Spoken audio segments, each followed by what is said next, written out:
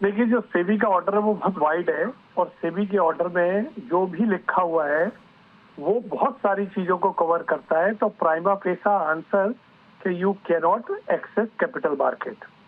अब क्वेश्चन आता है, आप कह रहे हैं कि शेयर होल्डर ने अप्रूवल दे दिया, तो शेयर होल्डर के अप्रूवल देने के बाद जरा सो मेनी स्टेजेस, ये आपको स्टॉक एक्सचेंज जाना पड़ता है, स्टॉक एक्सचेंज से अप्रूवल लेना पड़ता है और वहां पर स्टॉक एक्सचेंज आपको अलाउ नहीं करेगा। इस पर्टिकुलर ऑर्डर का जिसको मैंने पढ़ा है, मुझे जो बेस्ट सूट आपके लिए लगता है कि कंपनी ने उसमें लॉजिकल लिखा है कि उनको किस तरह से फंड की जरूरत है और क्यों फंड लेना चाहते हैं। कंपनी 2 महीने के लिए डिबार है, प्रमोटर 12 महीने के लिए डिबार है। तो जो कंपनी का जो प्रोसेस है उन्होंने कर लिया। एक ऑप्शन है कि आप 2 महीना वेट करो कंपनीज का और आप अपना इशू लेके आओ, but you can not give to promoter, जो 2 प्रमोटर डिबार है, लेकिन बाकी लोगों को आप दे सकते हो।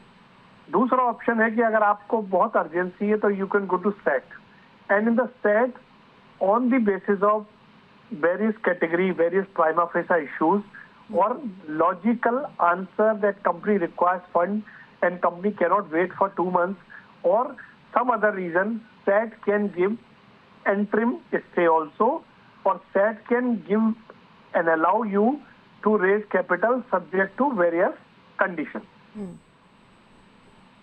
जी बिल्कुल। तो इसको हम कैसे समझें कि अब आगे का रास्ता क्या होगा सर? देखिए, अभी एक सेबी का एक मैटर है, द्रोणाचार्य एरियल इनोवेशन, एक कंपनी वर्सेस सेबी में, जहां सेट ने प्रेफरेंशियल अलॉटमेंट को अलाउ किया है।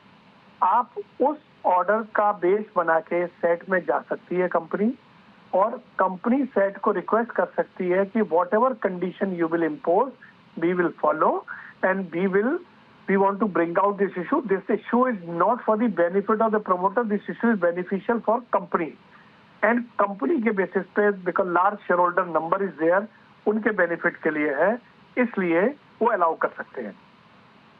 यानी सैट में जाने का मौका है, वहां जा सकती हैं कंपनी, और साथ ही साथ जैसा कि आपने बोला कि 2 महीने तक रुकना चाहिए, विकल्प उसके आगे भी सोचे जा सकते हैं। बहुत शुक्रिया करेंगे पवन सर तमाम बातचीत के लिए और ये अहम सलाह देने के लिए, जानकारी के लिए।